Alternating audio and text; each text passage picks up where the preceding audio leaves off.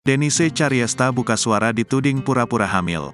YouTuber sekaligus pengusaha Denise Caryesta mengaku hamil di luar nikah. Denise Caryesta mengaku hamil darah daging dari mantan kekasihnya, JK. Namun, sang mantan tidak mau bertanggung jawab. Terkini, mencuat tudingan jika Denise Caryesta pura-pura hamil. Atas tudingan itu, Denise Caryesta tak terima. "Semua berita bilang kalau gue pura-pura hamil, emang iya ya?"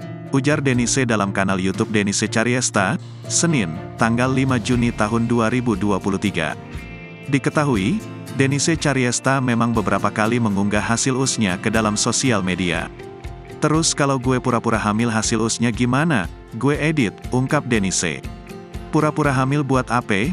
Buat menghancurkan nama gue sendiri," ungkap Denise Caryesta. Lantas, Denise Caryesta menyinggung soal mahalnya harga kejujuran.